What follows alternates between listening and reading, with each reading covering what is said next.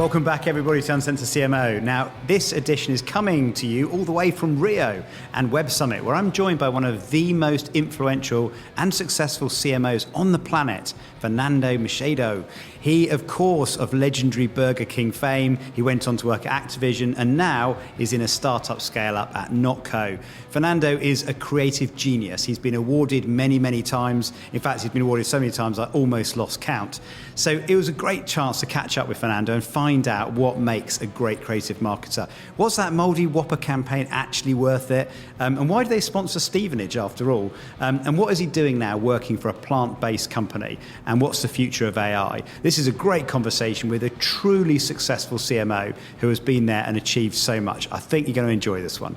Fernando Machado, welcome. Thanks for the invitation. I'm excited to be here. Pleasure. Now, we're back here in Rio, town of your birth, I understand. Exactly. I grew up here. I lived here for about 9-10 years. It's always good to be back. I still have great friends here. I'm still crazy about my soccer team, or let me say football for the guys who really like soccer, not get angry at me. So it's just awesome to be on the Web Summit. First time the Web Summit's outside of Europe. I've been to the Web Summit in Europe before, so it's great to see the Web Summit happening in my hometown. Great. Well, and we're going to talk CMO stuff because obviously Uncensored CMO as it is. You've won quite a few awards, haven't you? I mean, I noticed you got Forbes top 3 most influential CMOs. We've got Adweek, Grand Genius even. Business Insider top 100 most innovative and Fast Company top 100 most creative. Just a few of the awards you've won. Let's start with influence. So what makes an influential CMO? I don't know. I think that doing good work, maybe.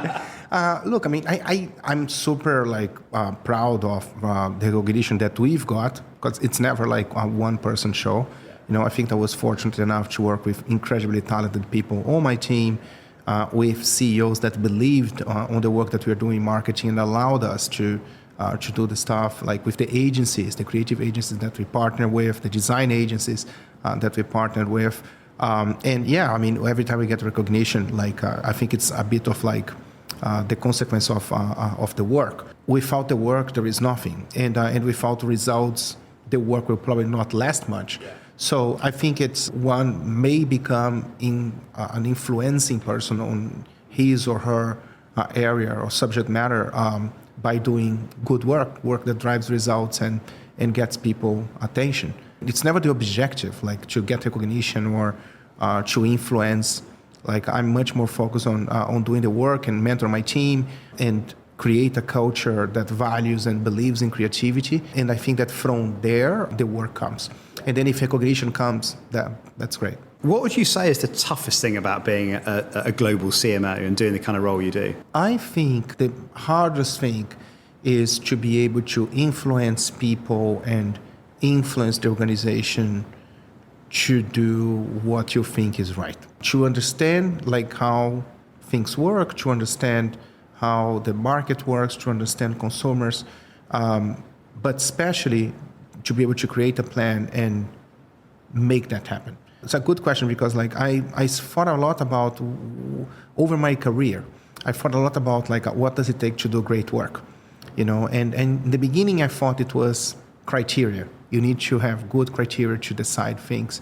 And then I saw people who I saw doing consistently great work, but they were not great at their criteria. Then I thought, well, maybe they trust others, right? I mean, so they have a great relationship with people who have criteria. And then I saw people who that was not it. They were not trusting and they don't have criteria, but still they do great creative work. Or I saw people who had criteria, had great partners, but were not able to do great creative work, and mainly because they couldn't influence their organization. It is not easy at all, So that to me is why that to me is the biggest challenge. That for someone to do the type of marketing work that I admire, I know that it's never easy, and it's not like kicking an open door. And if it looks easy, it's congrats to the person who is doing the work, because it isn't. You say right, actually. I've got a theory that actually there are 2 hidden P's for a CMO, right? Politics and persuasion. Yeah. Because when you get to a certain level, you realize you're no longer doing the job, are you? You're overseeing everyone else that does. And your job is to give permission and create the environment where other people can do it. And like you, I've seen situations where someone has been amazing and yet they haven't got the recognition they deserve. And equally, I've seen people that are really not that good, but they're just brilliant at managing the kind of reputation and so on. But I mean, it's probably an under-recognised skill of a CMO, isn't it, to navigate the organisation, get them on board with where you're going, create permission. I think that the bigger the organization gets, the harder that will be. The more geographic footprint the organization has, the harder that will be. I think you need to find what your sweet spot is. Like what do you like, what you don't like. You need to, if you can, to work on a place that people share the same ambition, especially the creative ambition. It's easy to talk. Everyone says like, oh, I want you to do a great job. Yes, I'm brave. Yes, let's go for it. But when push comes to shove, that's not really what happens, So I think you really need to think about when considering where to work. And it's tough because usually people consider where to work by doing a couple of interviews. Sometimes you have a friend on the company and you can talk to the person, but it will be like 1 or 2 people max, right? I mean, you don't know how it really is like in that office. And I think that if you can find a place that you share the values, you believe on the purpose, that you believe on the product or service that they provide, and that you are aligned when it comes to the ambition for the business and especially for the creative, in my case, you dramatically increase your chances of being happy on the place. That makes so much sense because actually, when we interview, we're often thinking so much, how do we impress the organisation? We probably forget to go, well, actually, is this organisation the right fit for me? And are they going to give me permission to do the kind of work I want to do? Let's talk to people. Yeah. Can I meet like some of the people who are going to be my peers? Yeah. You know what I mean? Like just to get a feeling and really dig in, and see like who like maybe someone who knows someone, like to get a peek behind the curtain on the culture and, the purpose and whether what they are saying is really like, if they really mean it. Yeah. Yeah. Now you're famous for doing very creative work. I think it's fair to say, compared to the average CMO. I think over 200 can lines. Am I right? I don't. Or you lost count? It is more than 200. I think, yeah. Which is amazing. I mean, that's pretty incredible. But any stretch of imagination. How do you create the environment to be that creative? And I'm sure a lot of people would aspire to be as creative as that and deliver the kind of work you've done. But how do you go about doing it? It's a journey, right? I mean, I think it starts with a shared vision for what the brand should be. Like usually, like when I start on a brand, like I really want to understand what the brand is about, respect the history of the brand. I work with brands that had more than 50 years old, so there is history there. You cannot just change and arrive and change everything. That's not how it works. But like really a shared vision for the brand, a clear understanding of what the priorities are for the business. What are we trying to accomplish here, right? And then you start by doing the bread and butter really well. CMO job is always like a balance of short-term, long-term. Usually, in most companies, your boss, if you're a CMO, it's either going to be a chief COO or a CEO.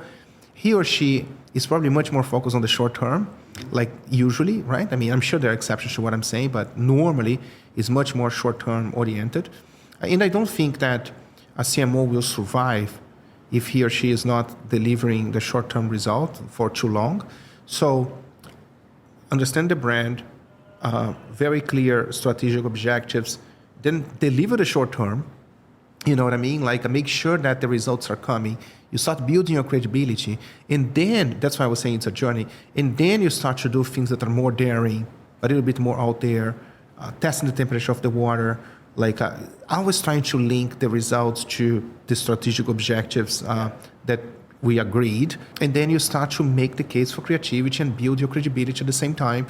And not everything is going to be great. And they will realize that even when it's not great, it's okay because it doesn't hurt the brand. And that sometimes it's great. And it's like the ROI when it's great is amazing, because if the idea is great, usually we don't even have to put that much money behind for it to take off. And it takes years. I think that one of the challenges that CMOs also have is the tenure, like on the job. I was at RBI, which is Burger King, Popeyes, Tim Hortons, for a little bit over 7 years.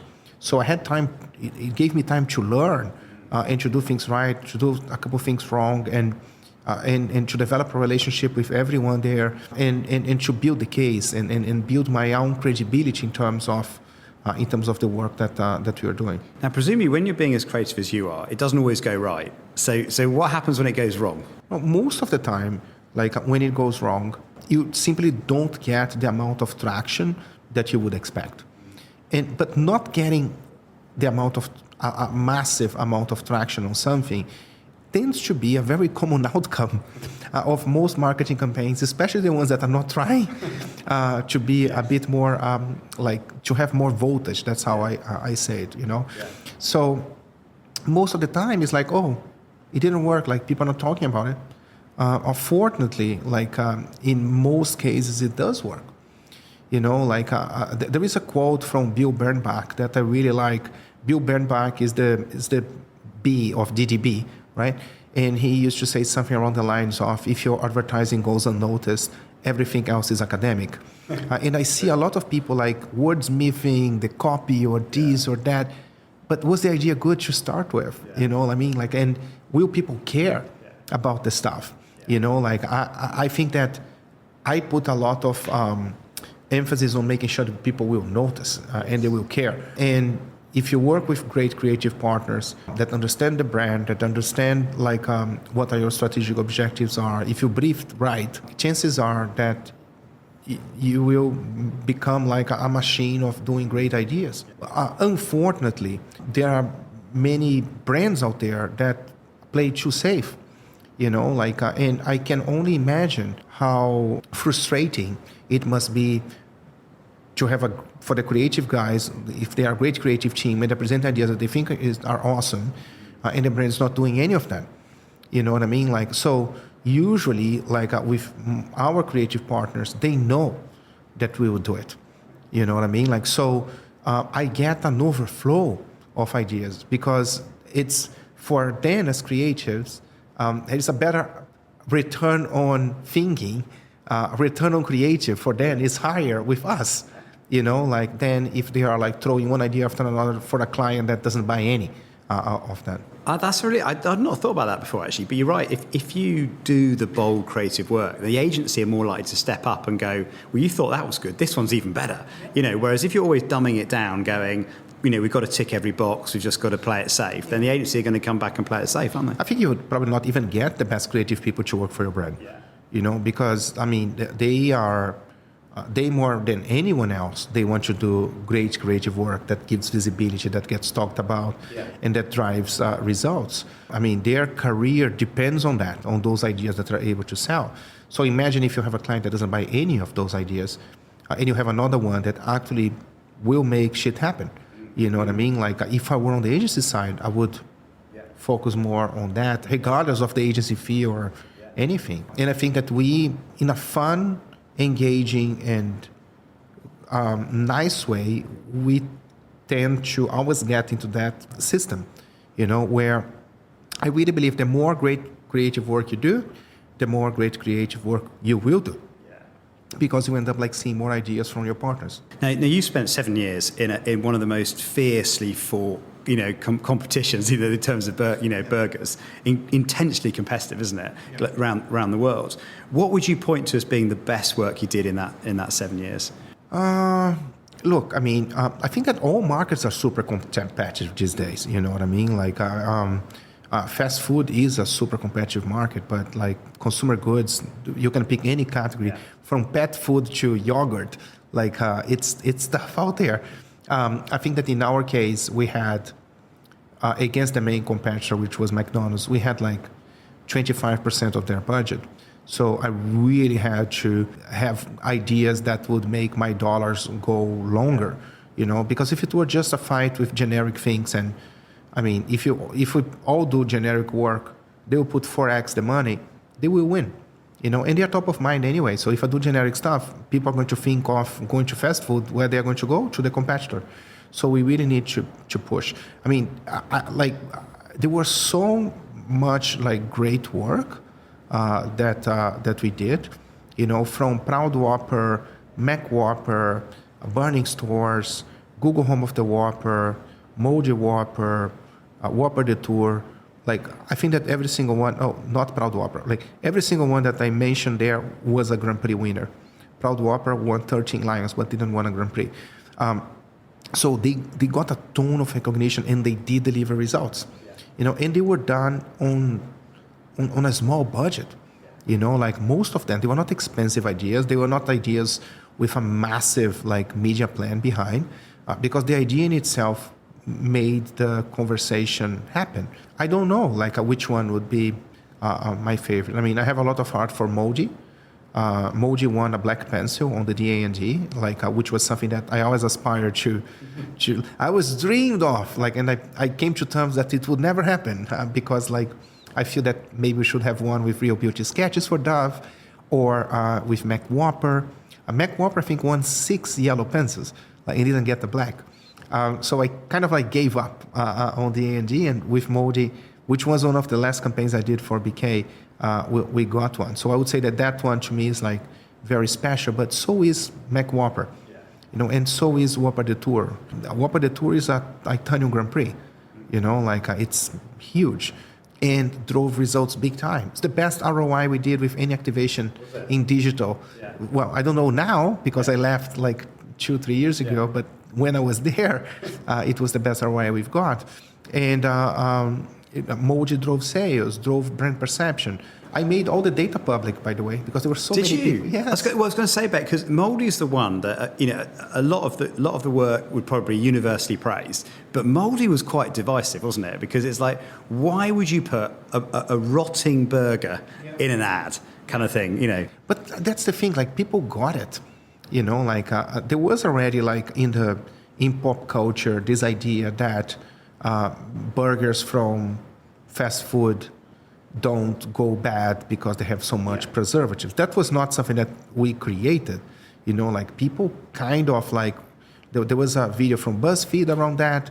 There is a guy in Iceland who did put a cheeseburger from McDonald's in a glass dome when the last McDonald's closed, when they had the crisis, So the guy went there and bought one and has been sitting there on this glass dome for years. He has a 24-hour cam. Like, I think if you Google, you can find that. Wow. It's probably still there, and it still looks okay. So people knew that. We didn't do on TV, you know what I mean, which is like a mass media. Like we did in social and PR, and I think that, again, the people who, you cannot target 100%, but the people who saw it, most people who saw it, they get it. Like if they didn't get it, it would not have changed the perception or sales the way it did. Like the case study video, and if you Google, you'll be able to find, shows some of the data, but I think I did publish an article on it on LinkedIn showing all the data. And I know it's very counterintuitive, and I know that it bothers some people, but that's to me what marketing is all about, or advertising. Yeah. Good advertising is about making sure that you land the message to the right target audience. Yeah. And you don't even try to please everyone because it's not going to work. Yeah. We did ads talking about how we remove artificial ingredients from the products because that was what was behind Mouldy. And people didn't care. No one talks about it. It's a great thing that Burger King, we worked 5 years to do that, by the way. It was not easy at all, to remove every single ingredient from artificial source from the food. And as we did it, when we were close to completion, we did Mouldy. And I tried to communicate in different ways. And even though it's important, in the grand scheme of things, for you as a consumer, who cares? You know what I mean? Like I have bigger fishes to fry. Like picking up my kids in school is more important than knowing that Burger King removed ingredients from artificial sources from the product. You know what I mean? Yeah. So like for you to land that idea, you need to do something that will demand attention. Or command attention from people. And that's why Mouldy works so well. Yeah. One of my other favourite campaigns, actually, was your Stevenage sponsorship. Oh, yeah. I mean, that was awesome. I didn't mention that. That's got to be out there, surely. That's, I think, it's 2 or 3 Grand Prix in Cannes. That was really fun. We had to, crazy idea, we had to sponsor the team almost 2 years before, right? Yeah. Because we analyzed to see when FIFA, the game, launches, when do they lock the kit? So we had to sponsor for 2 years to be able to have the logo in the kit. We look at different teams. When we try to pick a team that was like really at the bottom of the table. But they knew from the beginning what we were trying to do. We told them, because we didn't want to do something that they feel betrayed. You know what I mean? We built a relationship with Stephen H. Our team was there in the stadium. We got jerseys. We sponsored the female team afterwards, and we did a special Burger Queen logo for the female team. That relationship continued to exist. I don't think they sponsor today, but we sponsor for a good 2-3 years the Stephen H. team. And then the idea was a massive hit. We basically hacked into FIFA and had the best soccer players in the world, people who we can't afford to endorse our products, virtually online. And that was really fun, and the gaming community really loved it. Now, bring us up to date, of course. You took a move from Burger King, selling burgers. You had a couple of years in Activision Blizzard, didn't you? And now you're making quite a different move, aren't you? Yeah. So I was on Activision Blizzard for 2 years. I was on Burger King, which was RBI, for a little bit over 7 years. I honestly, I love that place. I'm still great friends with all the guys there. Every time I'm in Miami, we see each other, we talk to each other. I think Burger King published results, RBI published results today. I sent a note to the CEO. So I have a great relationship with those guys. But I think I checked the boxes of the things I wanted to accomplish. And I stayed actually a bit longer because of the pandemic. I was a very known figure internally. And they always treated me incredibly well. So leaving during the pandemic, it was chaos, right? I mean, we had countries that sales went to zero because we had to close all the restaurants, basically, right? There are countries that we didn't have drive-through, you know what I mean? Or that the restaurant is in a mall, and the mall was closed, you know what I mean? In the US, we always had the drive-through, which was already a large chunk of the business. So US did okay, but in many other markets was tough. And you remember, right? I mean, it was global chaos, right? Totally. So I stayed, and then decided to leave when things started to normalize a bit. I love video games. I always did. I played video games since I was a kid, and I felt that I had a lot to learn in terms of digital marketing by going to a place that was digitally native, right? And they have great games, and it was awesome. When it comes to that, I've learned a ton. I met some good people, did some good work. It's an industry that is very different than consumer goods. And it's very different than a startup. So it was really pushing myself into, I wouldn't say outside of my comfort zone, but pushing myself to learn new things. And then the NotCo opportunity appeared. I was already a fan of the brand. I wrote to Matthias, who is the founder, CEO, 2-3 years ago. I was still at the RBI.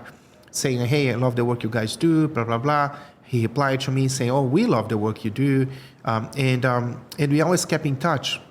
And then around end of last year, he reached out, saying hey, we need to revamp marketing. Our CMO left, I was thinking about you.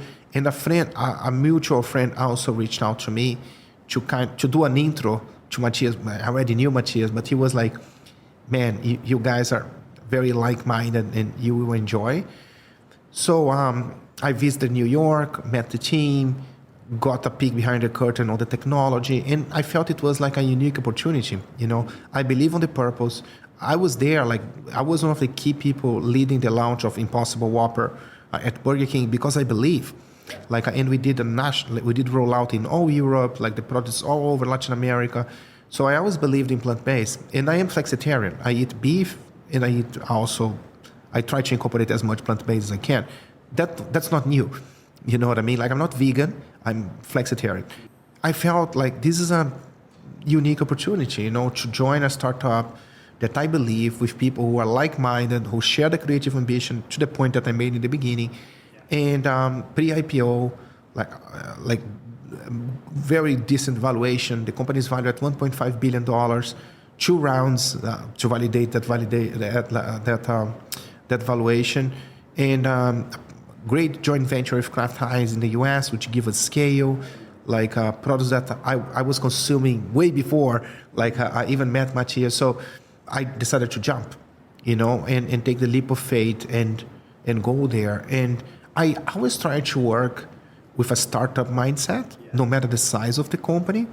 And now I'll be able to work on a startup and learn what a startup mindset really is. So I'm having a great time. Like it's 1 month-ish or officially, and we already put some good stuff out there.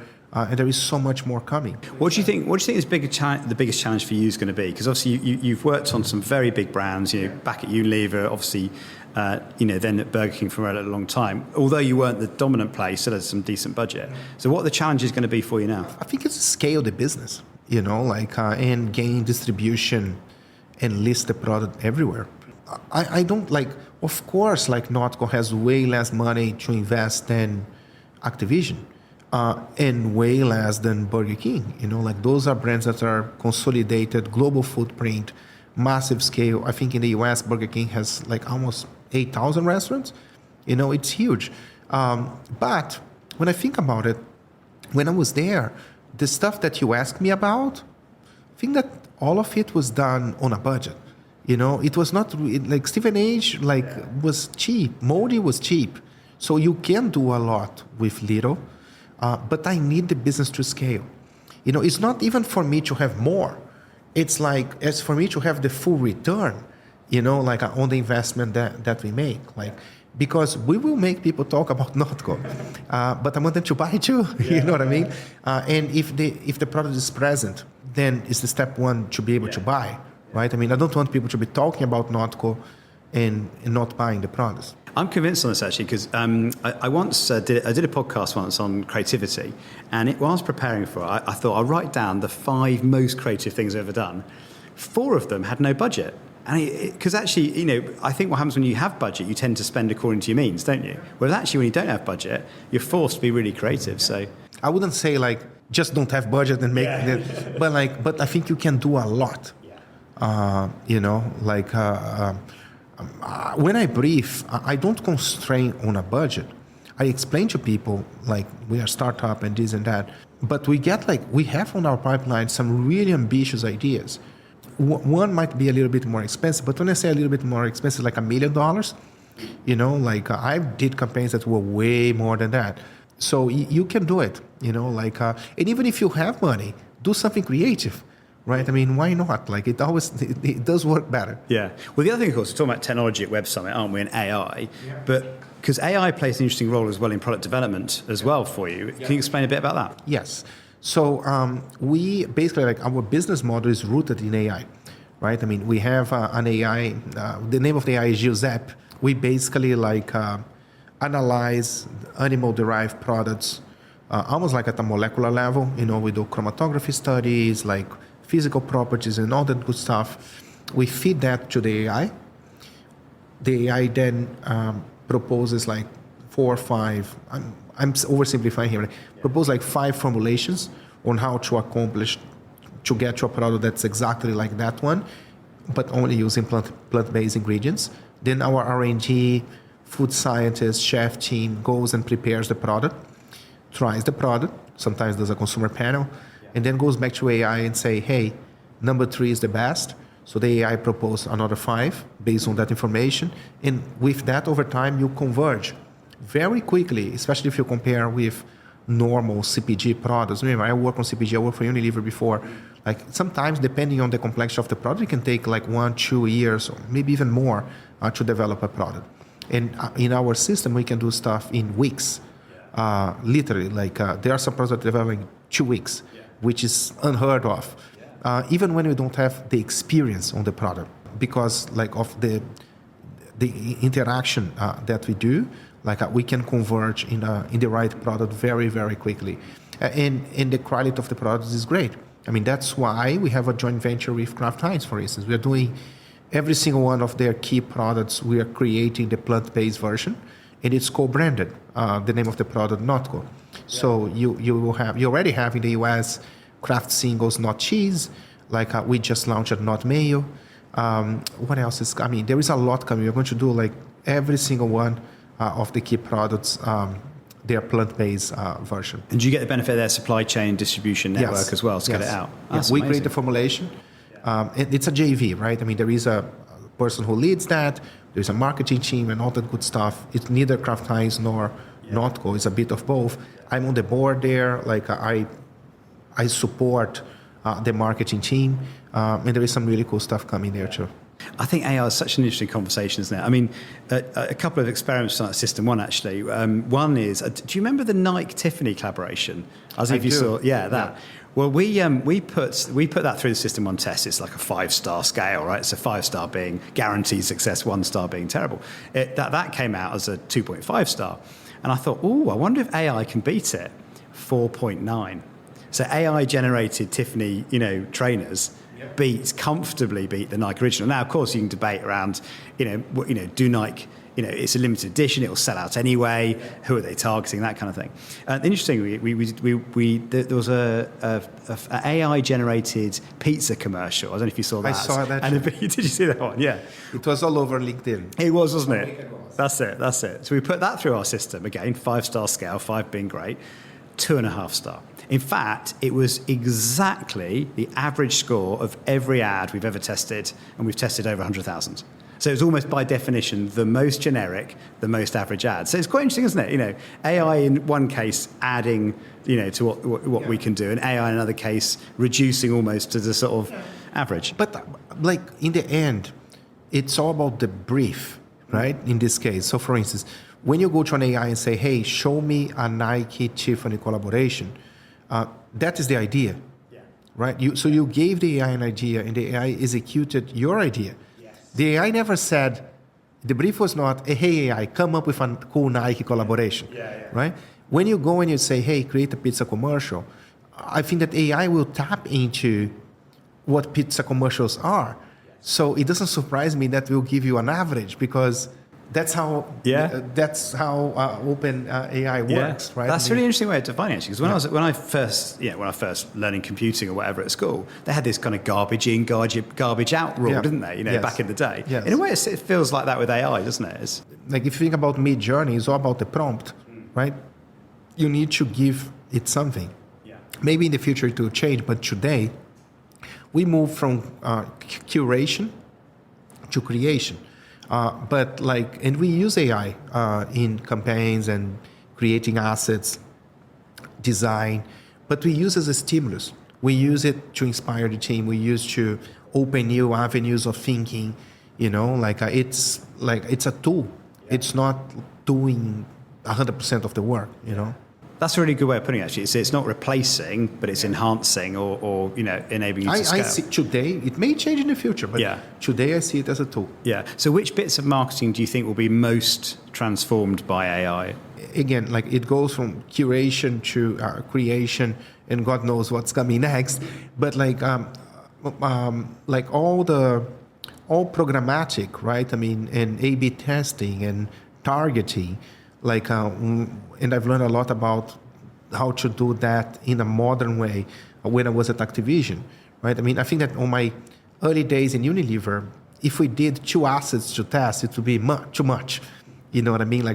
The marketing team would complain, have to do 2, to do A/B testing, and you have 3 headlines for one and 2 body copies for the other, and it would create a couple of different banners to see which one works best. I'm talking more than 10 years ago. Yeah.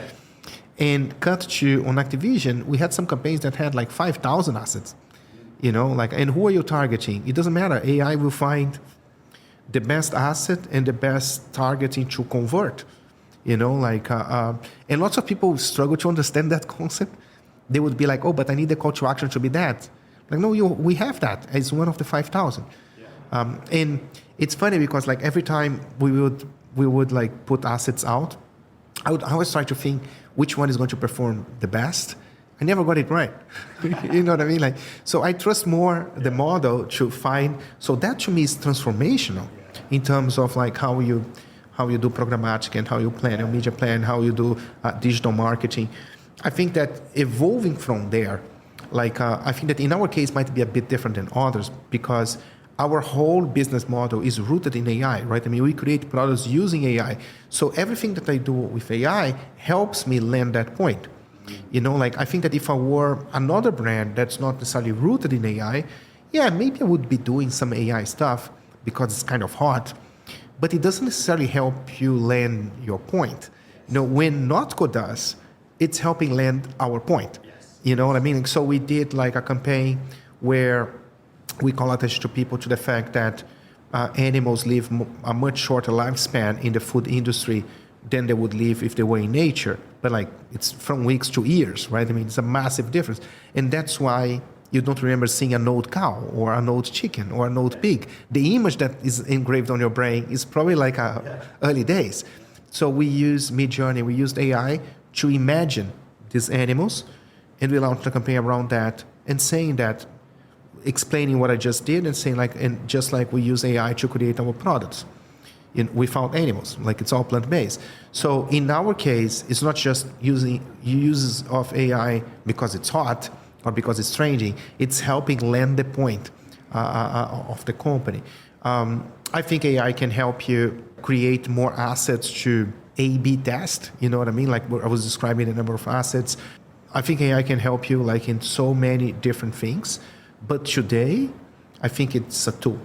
Like I think it still requires a talented group of people to be able to find the right use and leverage to its best potential. That makes a lot of sense. I mean, I remember when direct-to-consumer first became a thing, everyone had to have direct-to-consumer in their plan, didn't they? Yeah. And it's like, well, actually, is that the answer to the problem you've got, right? If it's not the answer to the problem you've got, don't use it, right? Yeah. But if it is, like you, then it makes sense. I think that there is some use of AI that I see out there that's just because it's hot. Yeah. And maybe it works. Like it works tactically for someone to grab someone's attention with a cool idea. But like it's not intrinsic to the core of the brand. Yeah. Now, we're at Web Summit, and you're about to do your keynote speech on stage. Tell me what the title of that is. You've got a curious title, haven't you? I do. In fact, like I had a debate with my wife about the title, because I always ask her opinion about things. She didn't like much the title.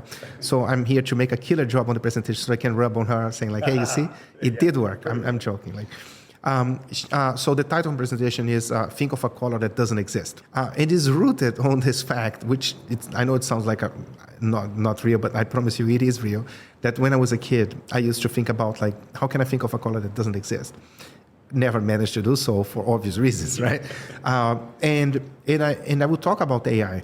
I will explain what NotCo does in terms of using AI to create plant-based products and explain that that's just 1.0. Like of the plant-based revolution, of like how you can use that technology to apply to products. Today we have capability to have, just as an example, our AI analyze chocolate and understand why people like chocolate and create a flavor that doesn't exist. Because you like, your Spotify playlist, because you like this, you also like that. Yeah. We can do that stuff with food, which means the closest I can think of in terms of imagining a color that doesn't exist. Yeah. And even how we're using AI in our campaigns, I think that the example of the old animals is one. I will show a radio ad that we did with celebrity voices. They're all made by AI, and how you cannot tell the difference, just like you cannot tell the difference between an animal-derived and a plant-based product these days. So it should be fun. Hopefully people will enjoy seeing some of the work that's already coming out. And it's just the beginning. I mean, we have a lot that's coming in terms of the deployment of our technology and in terms of ideas for how to increase awareness and top of mind of NotCo as a brand and show to people how great the products are. Yeah, brilliant. Looking forward to it. It'll be really good. Well, let me finish on this question. What would be the one bit of advice you would give to somebody who's starting out in marketing or following in your footsteps? What advice would you give them to? Look, I think I was always very curious, and I always loved what I was doing. And I knew I didn't know things. So I used to spend hours and hours and hours watching ads or looking at design. And it was not easy, back in the day, because today you have all the internet. Back in the day, I had to borrow the VHS tape from the one club, from the agency, because I didn't have money to buy one. And but I always invested a lot on learning and surrounding myself, or getting close to people, getting close to people who were willing to coach me and show me, or people who I admired.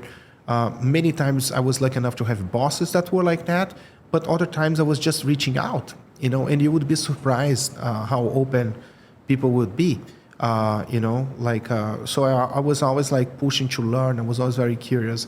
I was invested a lot on learning more and getting close to people from who I could learn. And I think that happened because I really liked what I was doing. And I think it never felt like a burden. When I say like, oh, I used to watch ads, which is true, it's like, seriously? Like, why we're not playing soccer or going to a club? I was trying to do that too, but I really enjoy doing that. You know, I enjoy design, I enjoy advertising, I enjoy concepts, I enjoy products. I go to the supermarket and spend a freaking hour like looking at stuff, you know. Oh, because you work in consumer goods. No, I was doing that when I was at Activision too. I just like it, you know. So my advice beyond like being curious or learning or being humble or all those things that are ingredients, but my biggest advice is like find something that you really love to work on, or a place that you really love to work on. I think I was lucky that in many times of my career I had both. I had the people, I had a place, I had a brand. Like I had all of the above, and that's really helped shape me as a marketeer. And life is too short for you to not be working on a place where you feel valued, or you feel that you're learning and growing and progressing. So that would be my advice. Do you know, you're absolutely right. The learning and support is amazing, isn't it? Because like, we go back to when we were younger, and there was so few ways of learning about something or networking. Now we're like LinkedIn. You can get hold of anybody pretty much, and there's amazing opportunities to learn. I would be curious as hell. You know, I'm still curious. Yeah. Like, but like I have hours and hours playing with Midjourney myself, like or ChatGPT or like whatever you need. Am I the master? No, I'm on the freaking newbie group. Like my prompts are only one line long. They're not like a 2-page prompt. But like, I think that if I were interviewing someone, I would ask like, okay, so what's your favorite prompt? You know, give me some prompt tips of what you do, you know, or like, did you ever write a concept on ChatGPT? What are the strengths and weaknesses of that? Yeah. You know, because I don't even care like what the answer is. I just want to see if the people are curious, you know, like because I think that if you're curious, you will learn. And if you're coming to work with us, like we will invest on that experience. So find a place like that. You know, that would be my tip. Brilliant. Fernando, thank you so much. No, it's my been amazing pleasure. to talk to you. Thank you for taking the time. My pleasure. Brilliant. Ladies and gentlemen, thank you for watching and listening to the Uncensored CMO. If you'd like more of these, then please do subscribe wherever you get your podcasts, or if you're watching YouTube, please go and hit the subscribe button. I really appreciate it. If you fancy leaving a review, that would be amazing. Please go and do that as well. And if you want to get in touch with me, I'm over at LinkedIn at John Evans, on Twitter at Uncensored CMO. Please do get in touch with me, and I look forward to you joining me next time. Thank you. Yeah, let's do one more question then. Yeah, what's the biggest thing that's gone wrong? Man, so many. Like I think it's part of your learning journey. You know, like I think that the most common market mistake I've done was stretching the brand too thin. I think that usually happens when things are going well, and you try to, and then you forget your core, and you reach out too far, and your core declines faster than the other will grow. You know, like there were some campaigns that didn't go like we intended, you know, end up like offending people. And like, I don't mind, I wouldn't mind offending people if that was intentional. Not that I ever did a campaign to offend anyone.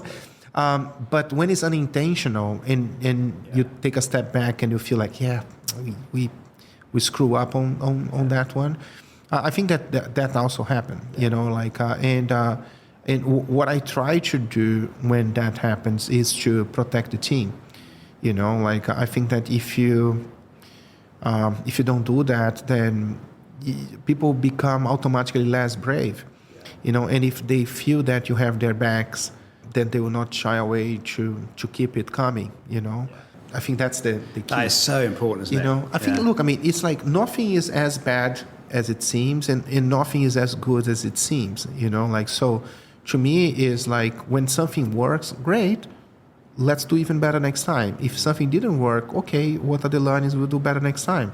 So it's always about making it better, you know, and learning and like, and building a culture that people are not afraid to share the thing that didn't work. so that other people avoid doing the same mistake. Yeah. You know, I mean, Well, that's really. Have you read Matthew Syed's Black Box Thinking? No. It's a brilliant. It's exactly this. I mean, he looks at the airline industry actually, and in the airline industry, if a plane crashes, they have to share the black box data. So basically what happens is that everybody else in the airline industry learns, right? So one crash saves potentially millions of lives in the future, right? But in surgery, apparently in hospitals, it's very different because they're worried about being sued, they're worried about reputational damage. So if something goes wrong, usually it's covered up, right? And it's not shared. So what happens is surgeons keep repeating the same mistakes. I think marketing is closer to surgery. Yes, exactly. Than the airplane industry. And it's not easy to create that culture.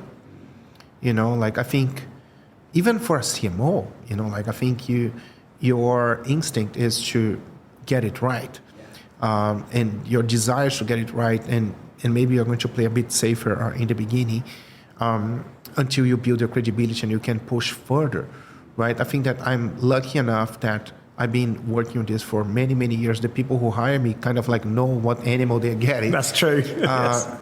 So I can arrive already. Like I think that the limitations I have are my own limitations of knowing the industry and learning the brand and seeing what connects well with consumers, which are things that come a little bit over time. But today I don't think I have a limitation in terms of how far I can push the creative, you know, at NotCo. The fear thing I think is so important. I mean, I've worked in cultures where everyone was afraid to make a mistake, and it's you know you'll blame someone else. And there's the old phrase, success has many fathers and failure is an orphan, isn't it? You know, which is so true. But I think giving permission to fail and to protect people when it happens is so liberating. It's the only way to build the creative culture. Otherwise you just can't get creativity, can you? Yeah. Brilliant. Thank you. My pleasure. Cool.